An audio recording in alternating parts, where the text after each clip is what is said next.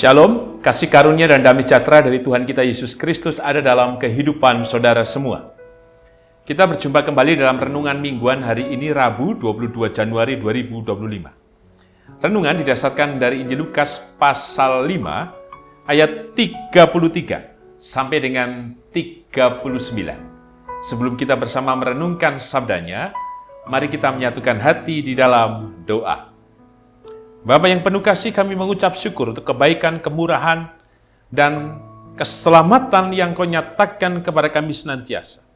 Sehingga kami, Tuhan, terus menemukan pengharapan dan merasakan kuasa-Mu yang terus bekerja. Begitu ya Tuhan Yesus, kebenaran sabda-Mu yang hendak kami renungkan bersama. Kami yakini inilah berkat, inilah anugerah yang dari-Mu yang hadir di dalam kehidupan kami.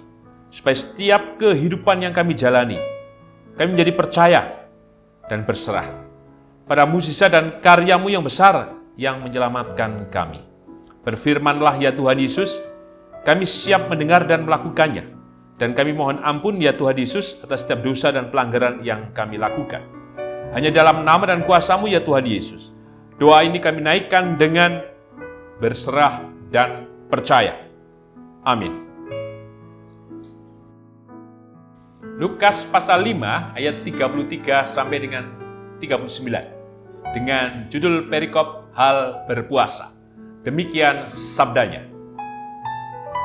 Orang-orang Farisi itu berkata pula kepada Yesus, murid-murid Yohanes sering berpuasa dan sembahyang. Demikian juga murid-murid orang Farisi. Tetapi murid-murid-Mu makan dan minum. Jawab Yesus kepada mereka, dapatkah sahabat mempelai laki-laki disuruh berpuasa, sedang mempelai itu bersama mereka? Tetapi akan datang waktunya, apabila mempelai itu diambil dari mereka, pada waktu itulah mereka akan berpuasa.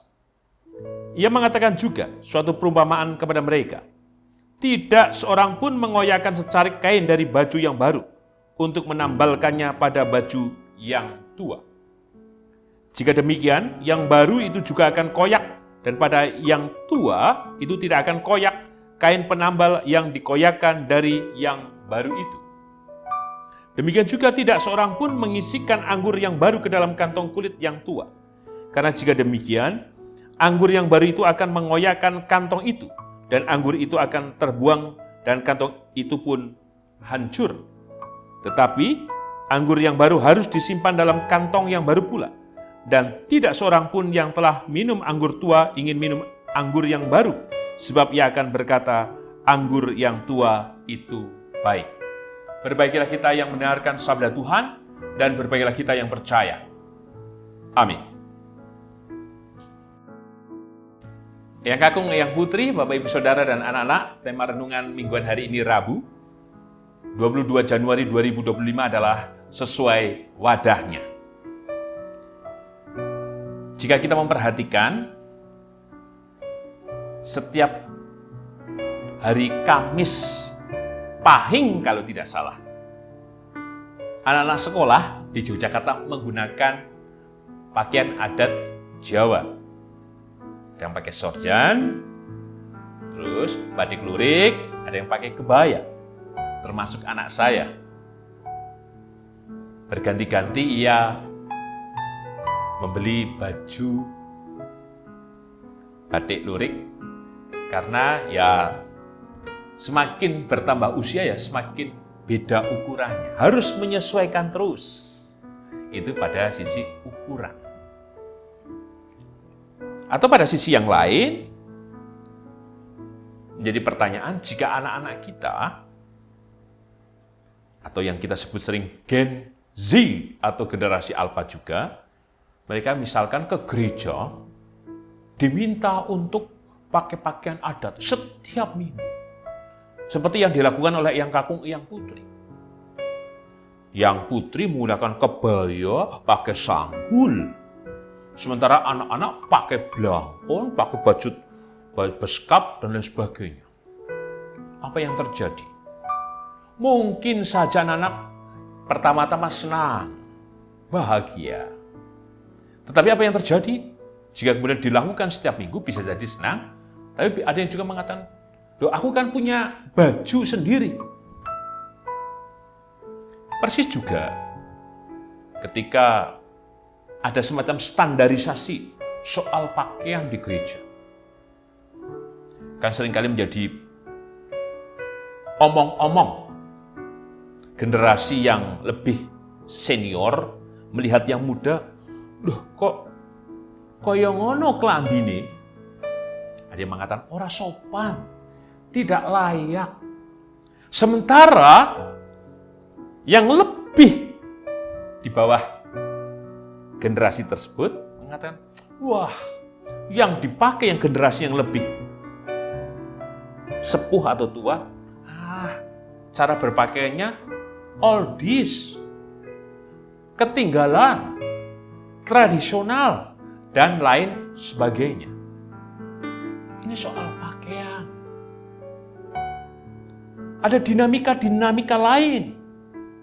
Kalau dulu lewat di depan orang tua, nuwun sewu, permisi, dan lain sebagainya. Alah sekarang, mungkin ada di antara kita yang ngelus dodo, yang generasi sepuh. Jika ada yang muda lewat, loh, kok lewat saja? Menyapa tidak, malah melengos mungkin. Sementara yang muda tidak merasa kemudian harus melakukan itu. Misalkan di gereja, coba Bapak Ibu saksikan. Itu seringkali ada yang jegang loh. Jadi di bangku depan yang panjang duduk itu, di belakangnya bangku atau depannya bangku itu ada semacam tempat untuk menaruh buku dan sebagainya atau Alkitab. Biasanya kaki-kaki itu naik di situ. Coba perhatikan. Bagi yang melakukannya mungkin wah biasa saja. Tapi bagi generasi yang lain, ora sopan nang gereja koyo ngono. Inilah dialog. Banyak hal, itu baru 2 contoh. Belum contoh-contoh lain soal pakaian, soal tadi etika ketika melewati yang lebih tua. Tadi yang ketiga berarti, bukan 2 saja. Soal duduk di gereja, dan lain sebagainya, dialog. Karena setiap masa tentu punya gayanya, punya modelnya, punya semacam aturannya sendiri. Maka teks yang kita renungkan menjadi menarik. Dialog tentang apa? Tentang puasa. Puasa yang dilakukan oleh orang Yahudi. Disebutkan di ayat yang ke-33, yaitu murid-murid Yohanes Pembaptis dan orang-orang Farisi. Memang ada yang mengatakan bahwa seminggu 2 kali orang-orang Yahudi melakukan puasa. Itu dilakukan.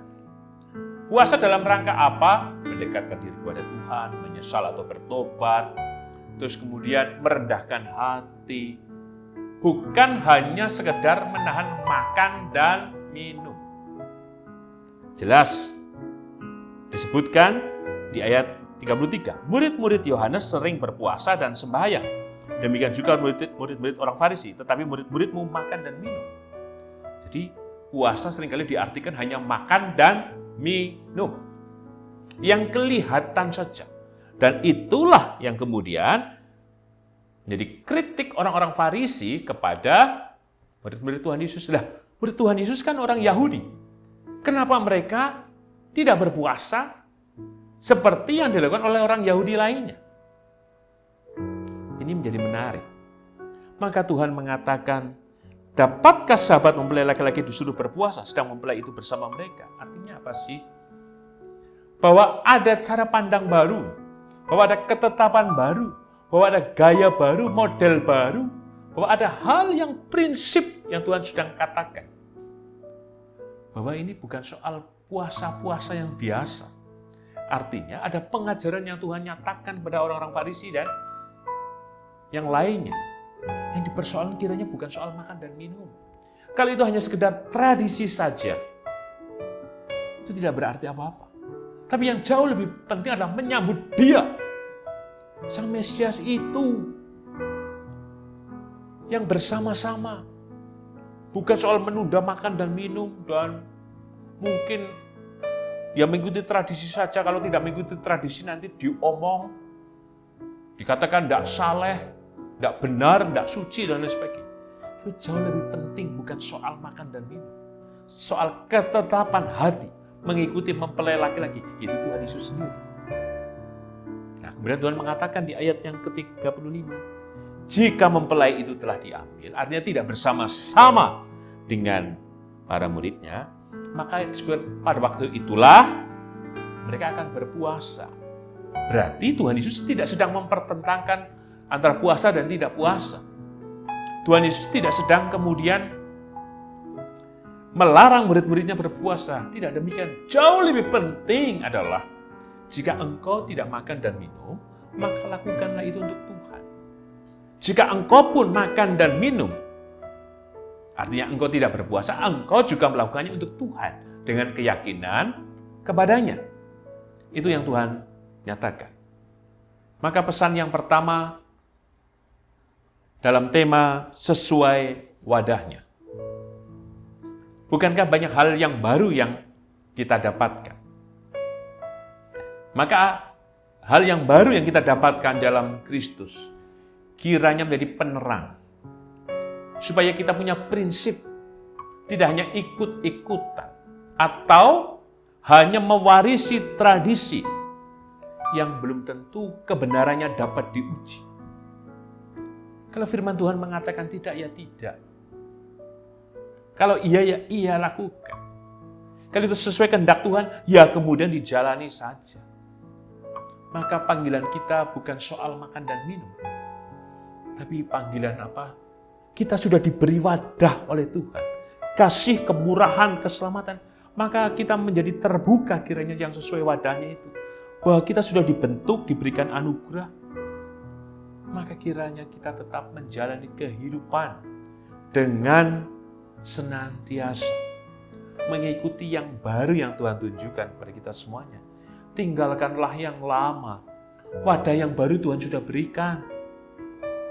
Tuhan sudah memproses kita. Tuhan sudah menunjukkan yang terbaik. Tuhan sudah nyatakan melalui mukjizatnya. Maka hiduplah sesuai wadahnya. Wadahnya apa? Karena ada kasih, karunia, dan berkat. Pesan yang kedua, mari kita perhatikan secara khusus di ayat 36. Tidak seorang pun mengoyakkan secarik kain dari baju yang baru untuk menambalkannya pada baju yang tua. Jika demikian, yang baru itu juga akan koyak, dan pada yang tua tidak akan cocok kain penambal yang dikoyakkan dari yang baru itu. Kita tidak bisa kemudian setengah baru, setengah lama. Menjadi orang Kristen setengah, menjadi setengahnya apa? Bukan orang Kristen, tidak bisa.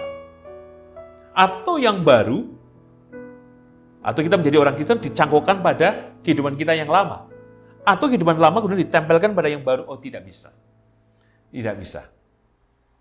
Maka semuanya baru ya baru. Yang dari Tuhan. Maka mari terus kita memperbarui diri sesuai dengan wadahnya. Kalau Tuhan sudah mewadahi kita dengan kasih anugerah berkatnya, maka hiduplah dalam wadahnya, dalam kasih karunia dan berkatnya itu.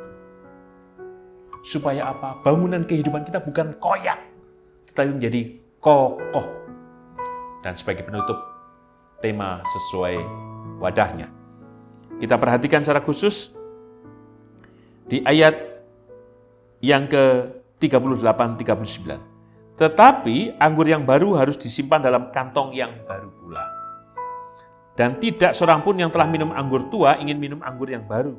Sebab ia akan berkata anggur yang tua itu baik. Anggur baru ya tempatnya baru. Anggur tua ya di kantong yang tua. Supaya tidak mengoyakkan. Dan orang yang biasa minum anggur tua tidak akan mungkin minum anggur muda. Karena anggur tua itu baik. Ini soal rasa. Proses kehidupan yang kita jalani. Jika terus bersama di dalam Tuhan, yang sesuai wadahnya, yakinlah, kita akan menjadi anggur tua, yang baik, yang enak rasanya, yang telah mengalami proses kehidupan. Sehingga, apapun kehidupan yang kita jalani, itu semua akan menjadi baik. Jika kita terus mau diproses Dari yang baru, terus, dari anggur yang baru, menjadi tua artinya menjadi matang. Menjadi siap, menjadi kuat, menjadi sehat, dan menjadi baik. Kita mengikuti proses itu, yakinlah. Yang kita lakukan bukan soal makan dan minum. Semakin kita menjadi anggur tua yang baik itu, maka semakin kita untuk menetapkan hati mengikut Tuhan. Tuhan Yesus memberkati. Amin.